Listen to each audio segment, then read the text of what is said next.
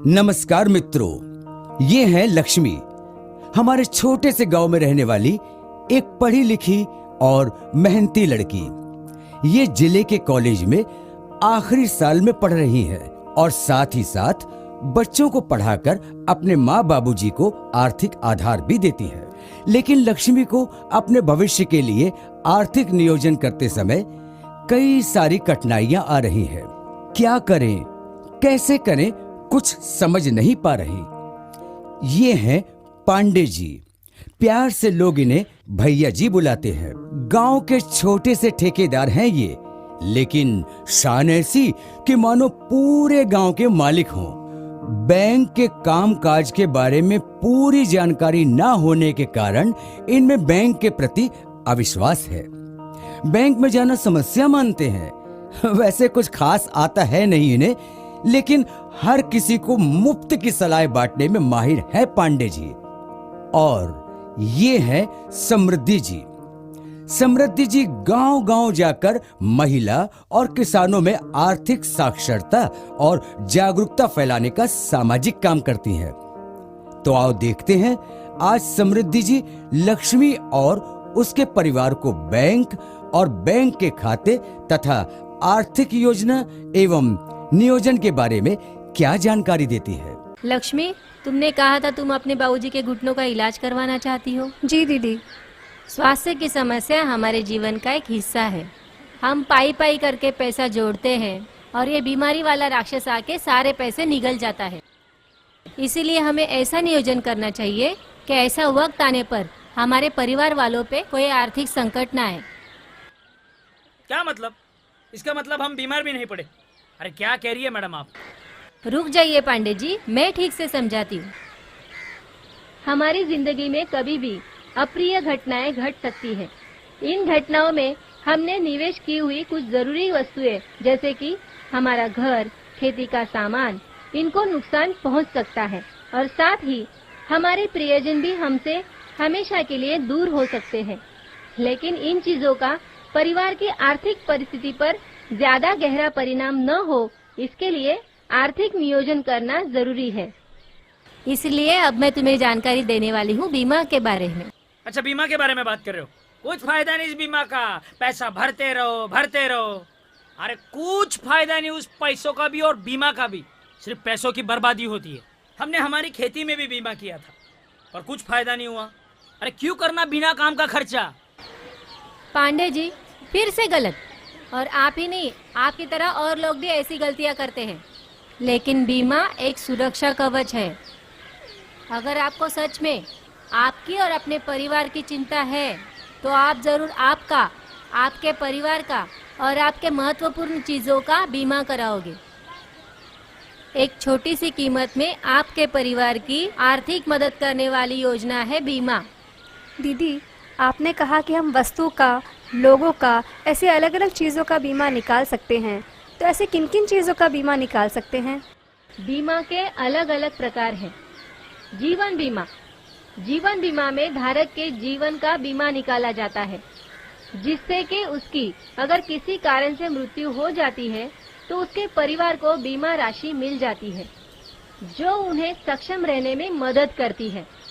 घर के कमाने वाले व्यक्ति का बीमा सबसे पहले निकालना जरूरी है, जिससे कि उस व्यक्ति की मृत्यु होने पर उसके परिवार को कुछ पैसों की मदद मिलेगी, जिससे परिवार के लोगों को अपनी आर्थिक स्थिति सुधारने में थोड़ा वक्त मिल जाएगा।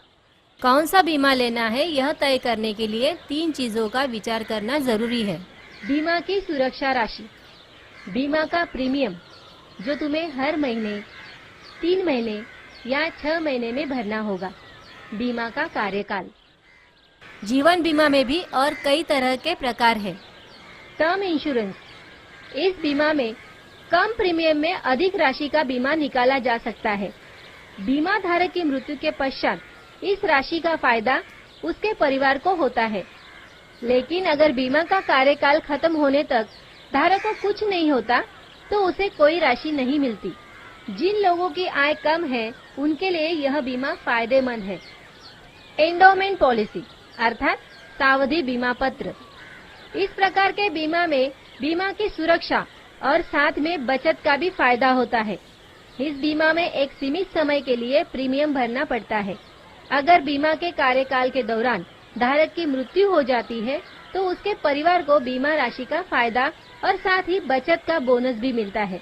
अगर बीमा धारक को कुछ नहीं होता तब भी कार्यकाल खत्म होने पर बीमा के फायदे तथा बचत का बोनस मिलता है।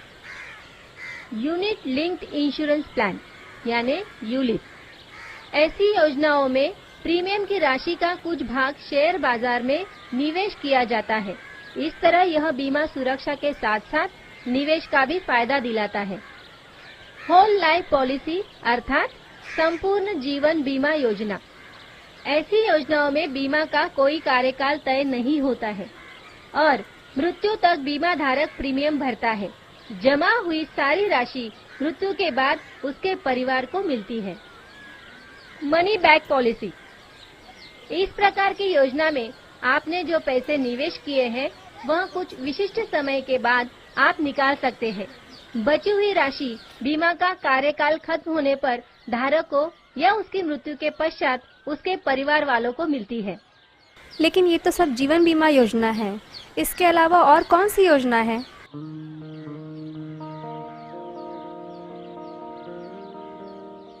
जीवन बीमा के अलावा एक जरूरी बीमा योजना है सामान्य बीमा।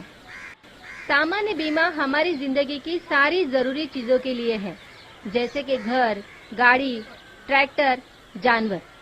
स्वास्थ्य बीमा और व्यक्तिगत दुर्घटना बीमा भी सामान्य बीमा के प्रकार है। सामान्य बीमा आकस्मिक अनपेक्षित घटनाओं में जैसे कि आग, नैसर्गिक आपत्ति, बीमारियां, इन घटनाओं में आपकी सुरक्षा का काम करती है। स्वास्थ्य बीमा तुम्हारे जैसे लड़की के लिए जिनके माँ बाप अब बूढ़े हो रहे हैं उनके लिए यह बहुत उपयुक्त है। स्वास्थ्य बीमा में अस्पताल में होने वाला बहुत सारा खर्च और दवाइयों के लिए होने वाला खर्च कम हो सकता है। सरकारी तथा निजी कंपनियों की स्वास्थ्य बीमा योजना का हम लाभ उठा सकते हैं। बीमा कितने राशि का है, उसका प्रीमियम कितना है और बाकी सारी शर्तें देखकर ही अपना बीमा चुनें।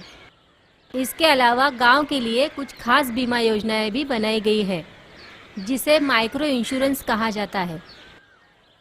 इन योजनाओं में जीवन बीमा, स्वास्थ्य बीमा, दुर्घटना बीमा, झुग्गियों का बीमा, जानवरों का बीमा और खेती के सामान का बीमा ऐसी गांवों के जरूरतों को ध्यान में रखकर बनाई हुई बीमा योजनाएं हैं। अब अगर तुमने अपने माँ बाबूजी का स्वास्थ्य बीमा कराया और भविष्य में उन्हें अगर इलाज करने की जरूरत पड़ी तो तुम अपना बहुत सारा खर्चा बचा सकती हो, है क्या नहीं?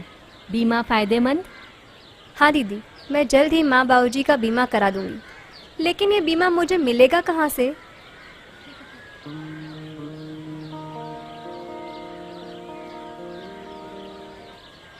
गांव के किसी भी बैंक में अथवा बीमा एजेंट से संपर्क करके तुम उनका बीमा निकाल सकती हो।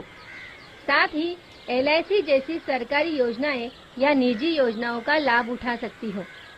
बीमा लेने से पहले कुछ प्रश्नों के उत्तर मिलना जरूरी है। मैं किस उम्र में बीमा लेने वाली हूँ? मैं किसके लिए बीमा लेने वाली हूँ? मुझे कितने राशि का बीमा चाहिए? बीमा का प्रीमियम कितना भरना होगा?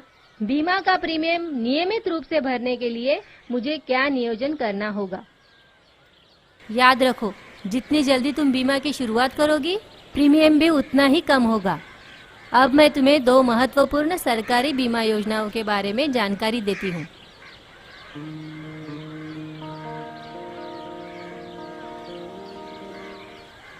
पहली है प्रधानमंत्री जीवन ज्योति योजना। भारत सरकार द्वारा प्रदान की जाने वाली यह बीमा योजना है। कोई भी साल में एक बार 330 रुपए भरकर इस योजना का लाभ उठा सकता है। अगर बीमा धारक की मृत्यु हो जाती है तो उसके परिवार को 2 लाख रुपए की राशि मिलती है। 18 से 50 की उम्र और बैंक खाता होने वाला कोई भी भारतीय इस योजना का लाभ उठा सकता है। दूसरी योजना है प्रधानमंत्री सुरक्षा बीमा योजना। यह भारत सरकार की दुर्घटना बीमा योजना है। कोई भी धारक हर साल केवल 12 रुपए भर के इस योजना का लाभ उठा सकता है। अगर धारक की दुर्घटना में मृत्यु हो जाती है तो उसके परिवार को 2 लाख रुपए की राशि मिलती है। अगर दुर्घटना में धारक के दोनों आंखें या दोनों हाथ या दोनों पैर हमेशा के लिए बेकार हो जाते हैं तो धारक को 2 लाख रुपए मिलते हैं। अगर धारक का केवल एक आंख, एक हाथ या एक पैर बेकार हो जाता है तो उसे 1 लाख रुपए की राशि मिलती है।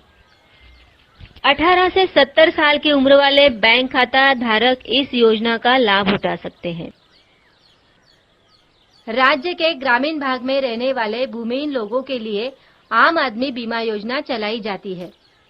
ग्रामीण भागों में रहने वाले भूमिहीन परिवार के 18 से 59 आयु के रोजगार करने वाले कुटुंब प्रमुख या उस परिवार की कमाने वाली व्यक्ति इस योजना का लाभ उठा सकते हैं। बीमा का कार्यकाल खत्म होने से पहले अगर धारक की मृत्यु हो जाती है तो भारतीय आयुर्विमा महामंडल की तरफ से उत्तराधिकारी को 30,000 रुपए मिलेंगे। धारक की अगर दुर्घटना में मृत्यु होती है तो 75,000 रुपए मिलेंगे। दुर्घटना की वजह से अगर धारक विकलांग हो जाए या उसकी दोनों आंखें या दोनों पैर अगर बेकार हो जाए तो 75,000 रुपए मिलेंगे। दुर्घटना की वजह से एक आंख या एक पैर बेकार होने पर 37,500 रुपए मिलेंगे। धारक के 9वीं से 12वीं कक्षा में पढ़ने वाले 2 बच्चों को भारतीय आयुर्विमा महामंडल की ओर से प्रति माह प्रति शिशु 300 रुपए की शिष्यवृत्ति मिलेगी। हमें बताइए मैडम, अभी आप कहेंगे पांडे जी डरपोक है, हर बात में गलतियां निकालते हैं, पर मुझे बताइए इस बीमा के नाम पर लोगों को ठगने वाली कंपनियां क्या कम है क्या? हाँ, वो तो है पांडे जी, इसीलिए मैं आपको अभी जो बताने जा रही हूँ उसे ध्यान से सुनिए। बीमा लेते समय कुछ चीज़ों की अच्छी तरह से जांच पड़ताल करना जरूरी होता है। बीमा करने वाली संस्था IRDA यानी भारतीय बीमा नियामक और विकास प्राधिकरण के अंतर्गत रजिस्टर्ड है या नहीं, इसकी जांच करें। बीमा लेने के लिए कितनी राशि लगने वाली है यह तय करें। बीमा पॉलिसी के कागज अच्छी तरह से पढ़ ले। आपको अगर कोई बीमारी है तो उसे तुरंत बता दे। बाद में पता चलने पर आपको बीमा का फायदा नहीं मिलेगा। पॉलिसी चालू रखने के लिए नियमित रूप से प्रीमियम का भुगतान करें। पॉलिसी बंद होने पर उस पर पेनल्टी लगती है। अगर किसी कारण से पॉलिसी बंद हो जाए तो प्रीमियम और पेनल्टी भरकर उसे फिर से शुरू करें। नई पॉलिसी न निकाले। बीमा एक सेवा है, कोई फायदा करवाने वाला साधन नहीं। इसीलिए अपना निर्णय लेते समय सभी चीजों की जांच पड़ताल कर ले। पॉलिसी अपने जरूरत के अनुसार ही ले। नामांकन करना जरूरी है। मैडम जी, हमें एक बात बताइए, हमारे पैसे लेकर बीमा कंपनी अगर भाग गई या हमारे पैसे ही ठगवा दिए तो हम क्या करें? नसीब के ऊपर रोते बैठे?